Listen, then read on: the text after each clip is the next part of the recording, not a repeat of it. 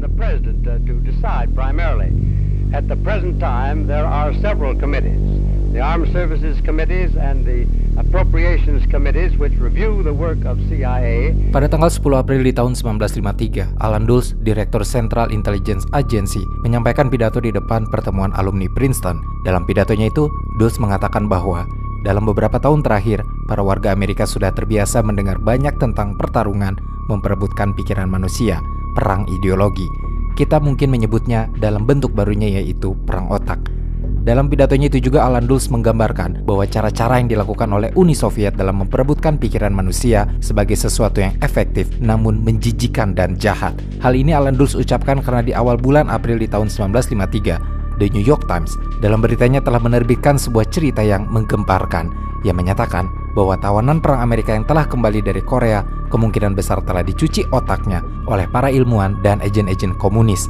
Cerita itu bukan tanpa alasan, karena dari beberapa tawanan perang Amerika, para tawanan itu bahkan mencaci maki Amerika, menolak untuk kembali ke Amerika, bahkan sampai memuji-muji komunisme. Untuk itu, dalam pidatonya, Alan Dulles mengungkapkan ketakutan dan ketidakpastiannya. Dan di depan hadirin di alumni Princeton, Alan Dulles menanyakan bagaimana para tawanan perang Amerika itu bisa berperilaku demikian sampai bisa menirukan apa-apa yang dipropagandakan komunis. Alan Dulles bertanya, apakah mereka, para komunis itu, menggunakan bahan kimia, hipnosis, atau sesuatu yang lain sama sekali? Pidato Alan Dulles dan cerita tentang kembalinya para tawanan perang Amerika dari Korea yang telah dicuci otaknya oleh agen-agen Tiongkok, Korea Utara, dan Soviet telah berhasil membuat resah masyarakat Amerika sepanjang tahun 1950-an.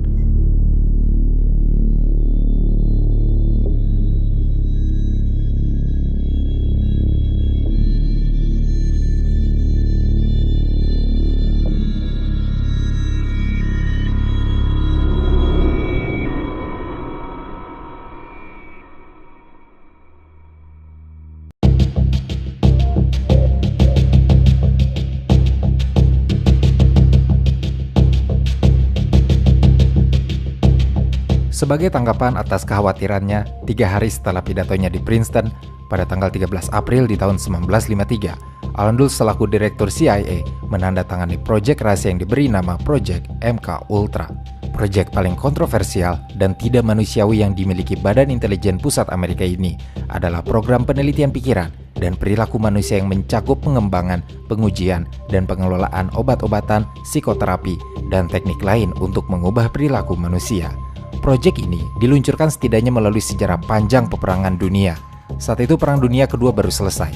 Amerika Serikat dan Uni Soviet sebagai dua kekuatan besar dunia tengah mempersenjatakan ideologinya untuk bisa menguasai dunia, baik melalui pendekatan militer maupun budaya.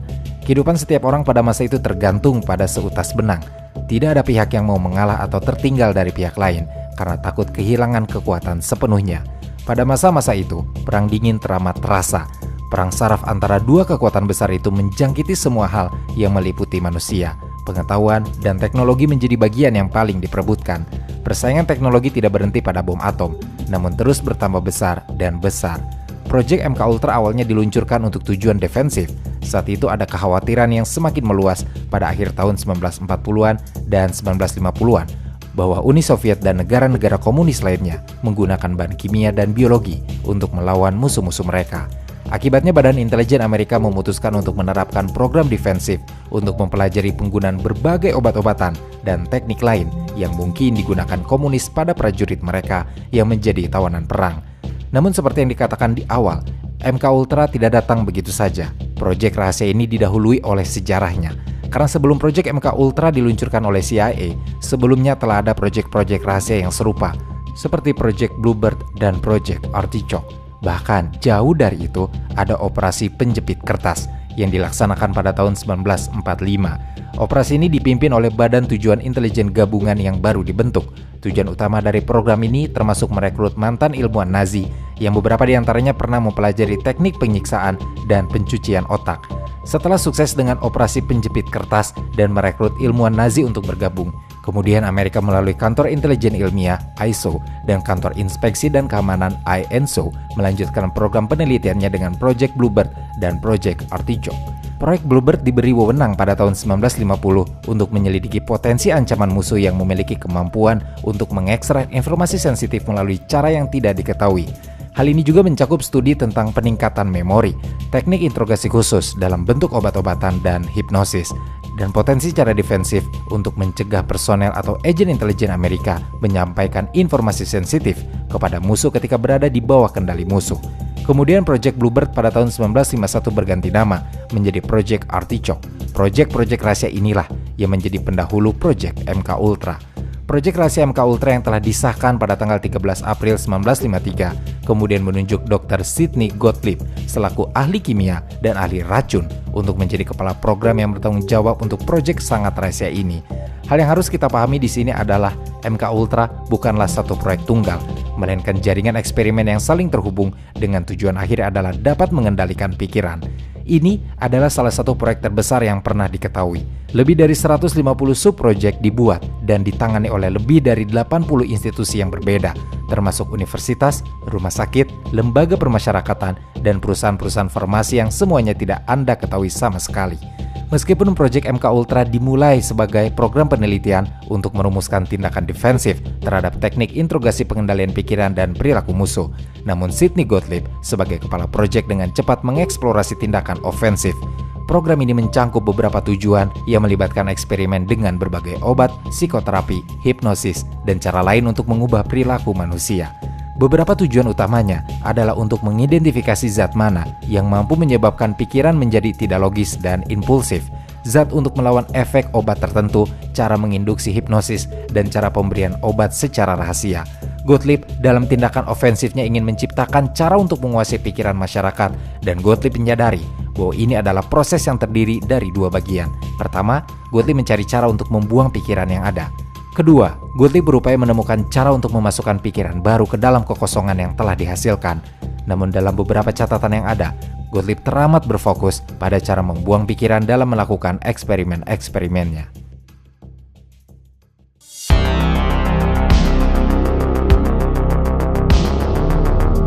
Pada tahun 1951, beberapa tahun sebelum pemerintah Amerika dan CIA menyetujui proyek MK Ultra, ada pertemuan rahasia yang diadakan di Ritz-Carlton di Montreal.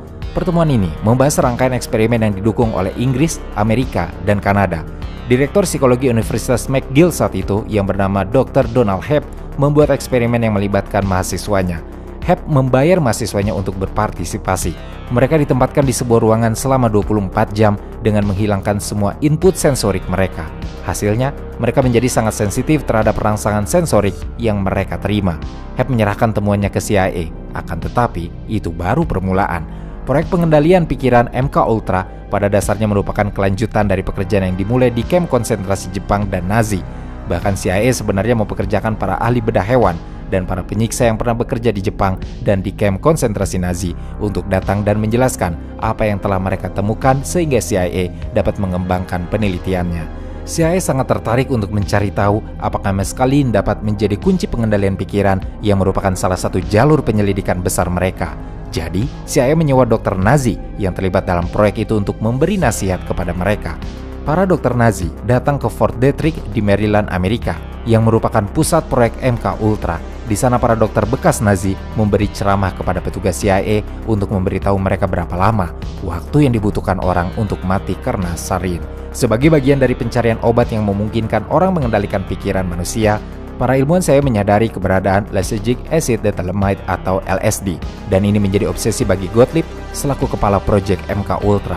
LSD adalah salah satu obat utama yang dipelajari di seluruh proyek MK Ultra. LSD pertama kali disintesis oleh ahli kimia Swiss Albert Hofmann pada tahun 1943. Uni Soviet berusaha membeli pasokan LSD dunia yang mungkin akan menggunakan obat tersebut untuk tujuan interogasi dan cuci otak. Hal ini meningkatkan ketakutan di kalangan badan-badan intelijen AS mengenai kemungkinan agen Amerika mengungkap rahasia pemerintah jika ditangkap oleh negara-negara komunis menggunakan apa yang disebut serum kebenaran. CIA mulai bereksperimen dengan LSD di bawah arahan ahli kimia dan ahli racun Sidney Gottlieb. Dia yakin badan tersebut dapat memanfaatkan sifat obat yang mengubah pikiran untuk mencuci otak atau penyiksaan psikologis. Dalam hal ini setidaknya, Sidney Gottlieb bisa dianggap sebagai orang pertama yang dengan resmi membawa LSD ke Amerika. Karena pada awal tahun 1950-an, Gottlieb mengatur agar CIA membayar $240.000 untuk membeli seluruh pasokan LSD di dunia. Kemudian ia menyuruh seluruh LSD itu dibawa ke Amerika, dan Gottlieb mulai menyebarkannya ke rumah sakit, klinik, penjara, dan institusi lainnya. Meminta mereka melalui yayasan palsu untuk melakukan proyek penelitian dan mencari tahu apa itu LSD, bagaimana reaksi orang terhadapnya, dan bagaimana cara kerjanya. Dalam hal ini Gottlieb berpikir, mungkin LSD bisa digunakan sebagai alat untuk mengendalikan pikiran di bawah naungan proyek MKUltra.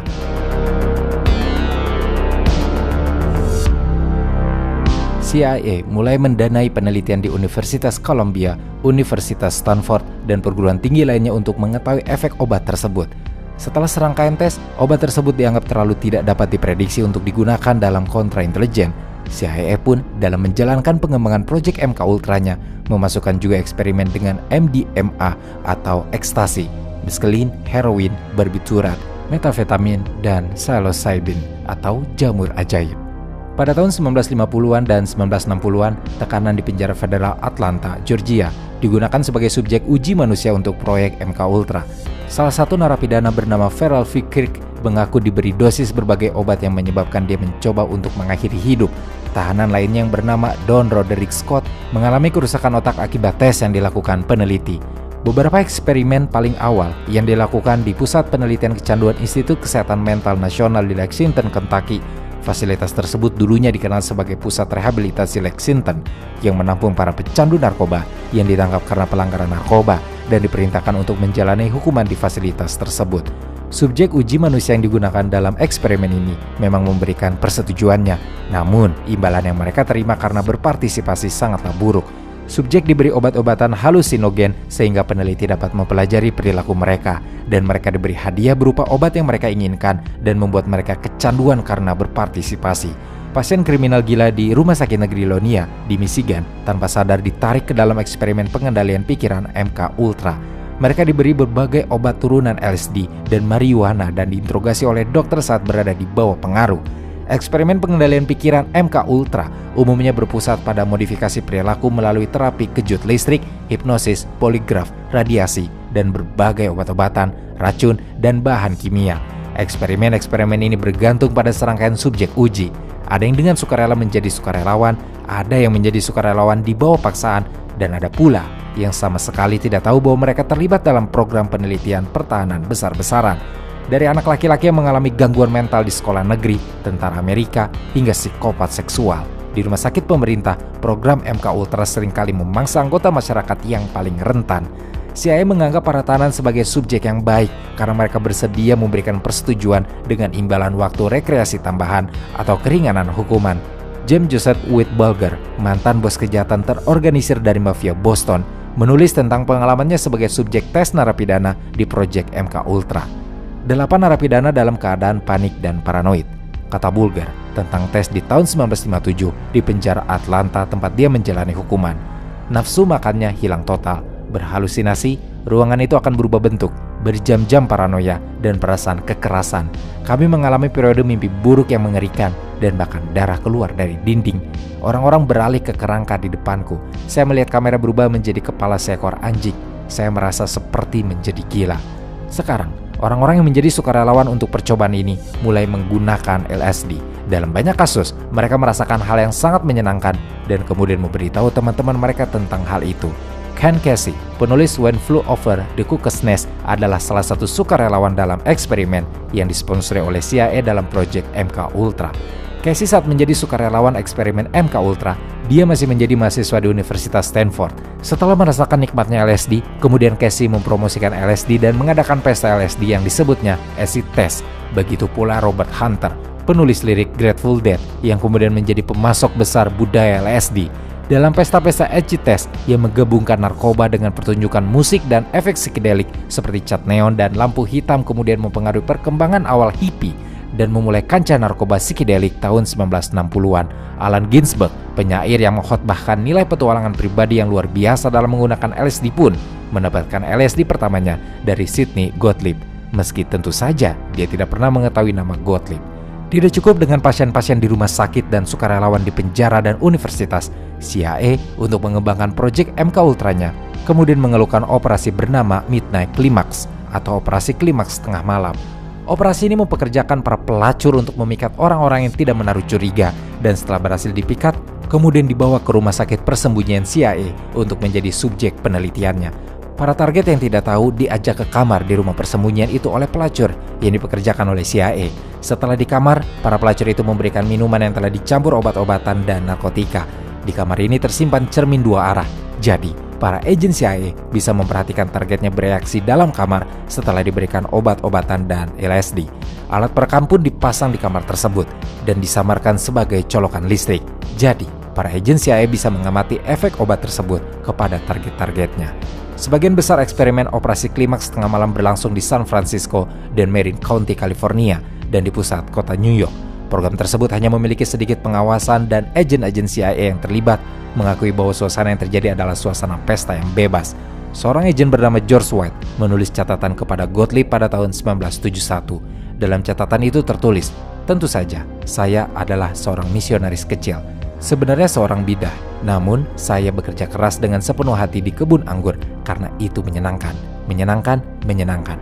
Di mana lagi seorang anak laki-laki Amerika berdarah merah bisa berbohong, membunuh dan menipu, mencuri, mengakali, memperkosa, dan menjarah dengan izin dan restu dari Yang Maha Tinggi." Jadi sebenarnya tanpa disadari CIA lah yang membawa LSD ke Amerika. Dan sebenarnya ini merupakan sebuah ironi yang luar biasa, bahwa obat yang saya harapkan akan menjadi kunci untuk mengendalikan umat manusia justru malah memicu pemberontakan generasi yang didedikasikan untuk menghancurkan segala sesuatu yang sangat disayangi dan dipertahankan oleh CIA.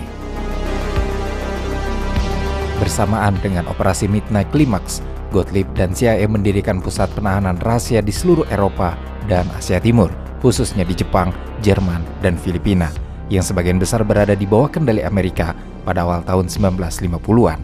Dan oleh karena itu Gottlieb tidak perlu khawatir tentang masalah hukum apapun. Petugas CIA di Eropa dan Asia menangkap agen-agen musuh dan orang-orang lain yang mereka rasa mungkin dicurigai atau yang mereka sebut dapat dibuang. Mereka akan menangkap orang-orang ini dan melemparkan mereka ke dalam sel dan kemudian menguji segala macam. Tidak hanya ramuan obat, tapi teknik lain seperti kejut listrik, suhu ekstrim, isolasi sensorik, sambil terus membombardir mereka dengan pertanyaan, mencoba melihat apakah mereka bisa menghancurkan perlawanan dan menemukan cara untuk menghancurkan ego manusia. Jadi dalam hal ini, proyek MK Ultra tidak dirancang hanya untuk memahami pikiran manusia, tetapi juga mencari cara untuk menghancurkannya. Gottlieb beroperasi hampir sepenuhnya tanpa pengawasan. Dia mendapat semacam persetujuan dari bos titulernya dan dari bos aslinya, yaitu Richard Helms, dan dari direktur CIA, Alan Dulles. Tapi tidak satupun dari mereka benar-benar ingin tahu apa yang Gottlieb lakukan. Gottlieb seperti punya izin untuk membunuh.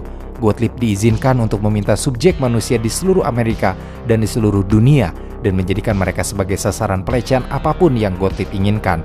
Bahkan sampai pada tingkat yang fatal, Gottlieb tidak pernah harus mengajukan laporan serius kepada siapapun. Kengerian proyek MK Ultra tidak cukup di situ, karena CIA mulai menaruh minat pada peneliti asing yang memiliki pengetahuan tentang bidang-bidang yang menjadi perhatian proyek MK Ultra.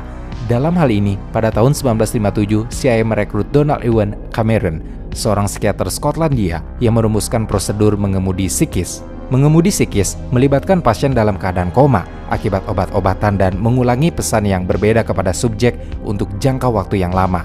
Cameron memiliki daftar kredensial yang panjang.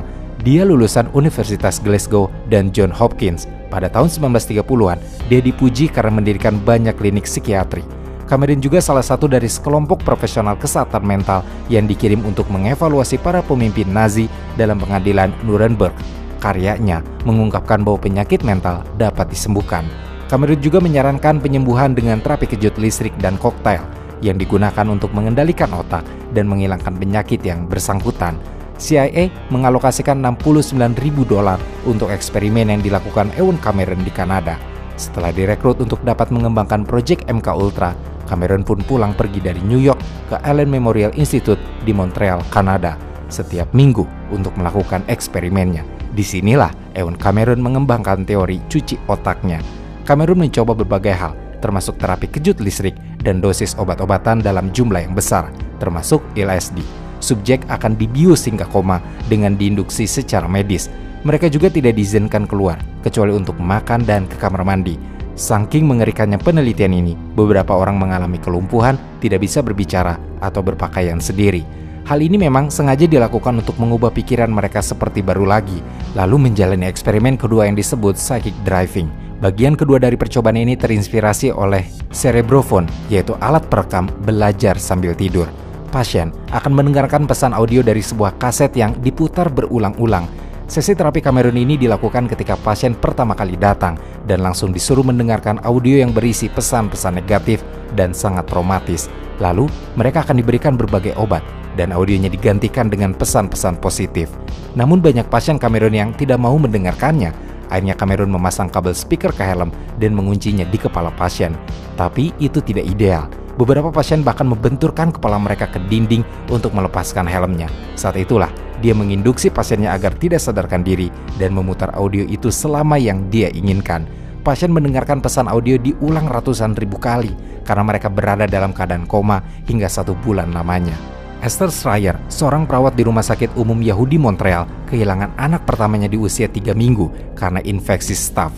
Lalu, saat hamil anak kedua, Esther Schreier mengunjungi Ewan Cameron pada Februari tahun 1960 untuk mengatasi kecemasan, depresi, dan postpartumnya. Namun Esther mengalami koma selama sebulan akibat obat yang diberikan Cameron kepadanya. Berat badannya bahkan turun hingga 5,8 kg. Akhirnya terungkap dalam sebuah dokumen pada tanggal 10 Maret 1960 yang tertulis bahwa Esther dalam tahap kedua depart turning atau dalam tahap pencucian otak. 2 hari kemudian, pada tanggal 12 Maret tahun 1960, catatannya menunjukkan bahwa Esther kemudian tidak bisa berdiri, tidak bisa berbicara, dan hampir tidak bisa menelan. Dan Esther berada di bawah pengawasan dokter kandungan karena pendarahan parah. Uji coba Cameron berhenti ketika dia melahirkan. Sekembalinya pulang, Esther tidak dapat merawat anaknya. Esther berubah kepribadiannya dan tidak normal seperti dulu. Namun, hal yang mengerikan itu tidak saja terjadi pada Esther, tapi juga terjadi pada Dr. Morrow yang tengah mengajukan permohonan beasiswa dalam psikiatri dengan Cameron.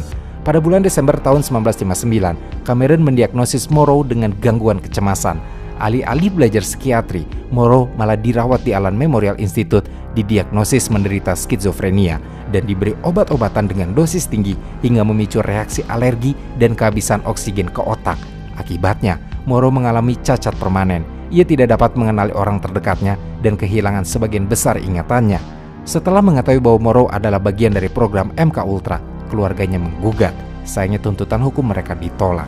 Menurut Brainwashing Avatar, The Curious Career of Dr. Ewan Cameron, Cameron memiliki banyak pekerjaan di Allen Memorial Institute selain cuci otak. Cameron ingin menyembuhkan skizofrenia dan juga ingin memenangkan hadiah Nobel untuk itu. Cameron ingin merevolusi pandangan psikologi dan psikiatri tentang penyakit mental. Tujuannya adalah untuk menstandarkan pengobatannya. Dan untuk skizofrenia, Cameron ingin membuka gerbang ke bidang metode psikoterapi baru. Hal ini seperti membuat pasien dalam keadaan koma, jumlah dan durasi perawatan kejut listrik, dan dosis obat yang tepat. Namun Cameron tidak pernah mendapatkan hadiah Nobelnya. Bahkan, dia meninggal tidak lama setelah meninggalkan Allen Memorial Institute. Pada saat kematiannya itu, informasi tentang proyek kamar tidur Cameron bocor ke publik. Setelah beritanya menjadi trending, Donald Hebb, psikiater yang memulai eksperimen deprivasi sensoriknya, justru menuduh Cameron sebagai kriminal atas eksperimennya terkait cuci otak. Pada tahun 1963, CIA menerbitkan manual Kubar Counterintelligence Interrogation, pedoman untuk membuat seseorang berbicara dan mengakui sesuatu. Buku pedoman ini diperbarui pada tahun 1980 dengan menambahkan praktik pengekangan dalam peti mati, dan itu masih sangat kontroversial. Pada tahun 2020, sutradara Stephen Bennett merilis film dokumenter Eminent Monster, sebuah film yang meneliti karya Cameron dan teknik penyiksaan yang digunakan oleh organisasi di seluruh dunia, termasuk CIA. Eksperimen mengerikan dari proyek MK Ultra seperti yang dijelaskan sebelumnya terjadi dari awal tahun 1950-an hingga akhir tahun 1960-an. Banyak eksperimen dilakukan terhadap individu yang rentan dengan atau tanpa persetujuan mereka. Eksperimen proyek MK Ultra dianggap sangat rahasia dan hanya staf yang terlibat dalam koordinasi dan pelaksanaan subprojek eksperimen yang mengetahui peristiwa ini. Jurnalis Stephen Kinzer yang meneliti proyek MK Ultra selama berpuluh tahun yang kemudian dibukukan dalam bukunya berjudul Prisoner in Chief bahkan mencatat bahwa sifat rahasia dari proyek MK Ultra membuat mustahil untuk mengukur kerugian manusia dalam eksperimen-eksperimennya. Dalam salah satu diskusi yang membahas bukunya itu, Kinzer berkata bahwa dirinya tidak tahu berapa banyak orang yang meninggal dalam proyek MK Ultra, tapi ada yang meninggal dan banyak nyawa yang hancur secara permanen akibat proyek yang tidak manusiawi ini. Dan satu kematian yang diketahui oleh publik itu terjadi oleh Frank Olson, yang mana adalah bagian dari tim dari proyek MK Ultra yang sangat rahasia ini. Pada suatu Rabu di pagi hari yang berkabut pada tanggal 18 November di tahun 1953, sekelompok agen CIA dari Fort Detrick berlibur ke sebuah rumah danau di Deep Creek Lake, Maryland. Dalam retret liburan ini, petinggi-petinggi dari proyek MK Ultra turut hadir. Sidney Gottlieb, kepala staf layanan teknis di CIA, dan wakilnya Robert Lesbrook, serta Frank Olson, seorang ahli biokimia sipil dan peneliti senjata biologi untuk Divisi Operasi Khusus Angkatan Darat Amerika, minum koktail bersama. Namun tanpa diduga oleh Olson, minuman keras Cointreau yang ada dalam gelasnya telah dicampur LSD, yang menyebabkan mereka bereaksi dan tidak dapat melakukan percakapan serius. Dr. Olson yang pernah berjuang melawan depresi di masa lalu dan mengkonsumsi LSD memicu episode depresinya. Anggota keluarga dan koleganya menyatakan keprihatinannya atas tindakan Olson yang aneh beberapa hari setelah dia mengkonsumsi LSD. Olson mengalami depresi berat, paranoia, dan episode skizofrenia. Olson kemudian dibawa ke Dr. Harold Abramson di kota New York untuk menerima bantuan psikiater. Beberapa hari kemudian, tepatnya pada tanggal 28 November tahun 1953, Lasbrook dan Olson pergi untuk menginap di Settler Hotel di kota New York. Lasbrook terbangun karena suara jendela pecah. Olson melompat dari jendela lantai 10 kamar hotel mereka dan jatuh hingga meninggal. Anggota keluarga Olson diberitahu, namun mereka tidak diberi penjelasan yang jelas tentang penyebab kematiannya, karena dinilai tidak adanya bukti kuat terkait penyebab kematian Olson. Pihak keluarga mendiang Olson enggan menerima penjelasan yang membingungkan dari CIA bahwa Olson tiba-tiba mengalami depresi fatal.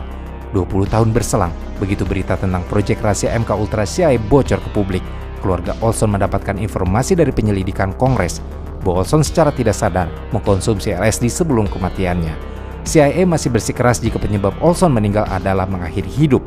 Pada tahun 1993, ketika istri Olson meninggal, anak-anaknya meminta untuk mereka dikuburkan bersama, dan pada tahun 1994, putra Olson meminta jasa sang ayah menjalani uji post-mortem. Dari tes forensik kedua ini diketahui bahwa Olson meninggal karena trauma benda tumpul di kepala, yang mungkin dialaminya sebelum jatuh dari jendela apartemen. Temuan ini memicu teori konspirasi bahwa Olson mungkin telah dibunuh oleh CIA terkait proyek rahasia MK Ultra. Setelah proses hukum yang berkepanjangan, keluarga Olson mendapat kompensasi penyelesaian sebesar $750.000 dan menerima permintaan maaf pribadi dari Presiden Gerald Ford dan Direktur CIA saat itu, William Colby. Luasnya proyek MK Ultra dan eksperimen yang dilakukan mungkin tidak akan pernah diketahui sepenuhnya, karena sebagian besar catatan program tersebut dimusnahkan setelah penghentiannya. Namun, banyak lembaga pendidikan dan penelitian terlibat dalam eksperimen tersebut. Percobaan dilakukan di berbagai tempat, bahkan Angkatan Darat Amerika pun ikut berkoordinasi dengan CIA dalam melakukan eksperimen proyek MK Ultra. Lembaga-lembaga yang terlibat tidak mengetahui bahwa mereka berpartisipasi dalam program MK Ultra CIA hingga kemudian terungkap ke publik pada tahun 1970-an. CIA menghubungi sejumlah lembaga ini untuk memberitahu mereka bahwa sejumlah eksperimen yang dilakukan di fasilitas mereka pada tahun 1950-an dan 1960-an dilakukan atas nama program pengendalian pikiran dan perilaku manusia yang sangat rahasia milik CIA.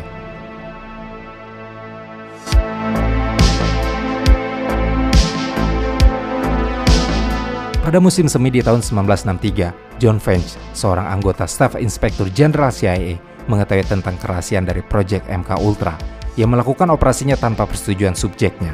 Meskipun Gottlieb selaku MK Ultra berusaha meyakinkan Dewan Audit Independen CIA bahwa penelitian harus dilanjutkan, namun John French bersikeras bahwa badan tersebut harus mengikuti pedoman etika penelitian baru dan mengakhiri semua program mengenai subjek yang tidak memberikan persetujuan. Pada tahun 1973, Presiden Amerika Richard Nixon mencopot Richard Helms sebagai Direktur CIA. Gottlieb yang menjadi kepala MK Ultra khawatir tentang proyeknya, karena Helms lah salah satu orang yang mengetahui semua kengerian dari proyek MK Ultra. Jadi sebelum pencopotan resmi itu dijatuhkan, Richard Helms dan Gottlieb bertemu dan bersepakat bahwa mereka harus menghancurkan semua catatan tentang MK Ultra.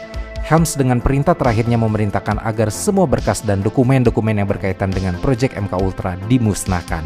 Namun ternyata ada beberapa berkas mengenai proyek MK Ultra yang salah tempat dan disimpan dalam berkas anggaran dan fiskal yang kemudian ditemukan.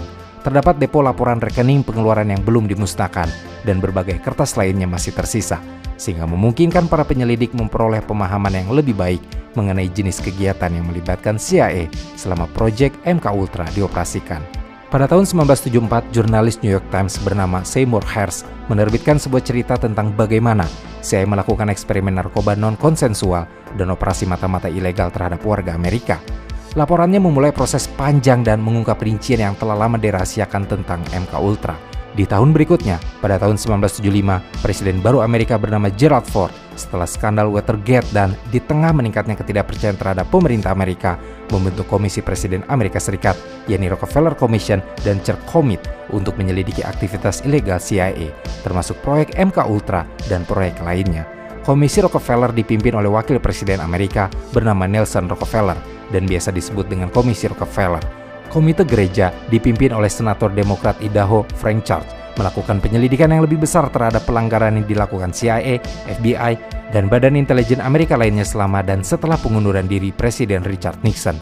Komite Gereja menyelidiki rencana pembunuhan para pemimpin asing termasuk pemimpin revolusioner Kuba Fidel Castro dan pemimpin kemerdekaan Kongo Patrice Lumumba. Komite Gereja juga mengungkap ribuan dokumen terkait MK Ultra. Setelah penyelidikan, Komite Gereja menyarankan kepada Presiden Gerald Ford bahwa eksperimen manusia dengan obat-obatan hanya dapat diterima jika subjek telah memberikan persetujuan penuh secara tertulis, bersama dengan kehadiran pihak ketiga yang tidak terkait untuk menjadi saksi eksperimen tersebut. Komisi Nasional Penelitian Biomedis dan Perilaku Subjek Manusia juga diberi kendali lebih besar dan diberi wewenang untuk mencakup semua penelitian eksperimen manusia yang didanai pemerintah federal. Pengungkapan ini kemudian menghasilkan perintah eksekutif Ford tentang aktivitas intelijen pada tahun 1976 yang melarang eksperimen dengan obat-obatan pada subjek manusia kecuali dengan persetujuan secara tertulis dan disaksikan oleh pihak yang tidak berkepentingan dari setiap subjek manusia tersebut. Namun, meski secara resmi proyek MK Ultra telah ditutup, namun dalam konspirasinya, operasi-operasinya tidak pernah benar-benar dihentikan. Karena mau bagaimanapun sebuah program yang lahir secara rahasia akan menyimpan banyak rahasia selamanya. Entah benar berhenti atau tidak, kita tidak pernah mengetahuinya. Maka berhati-hatilah.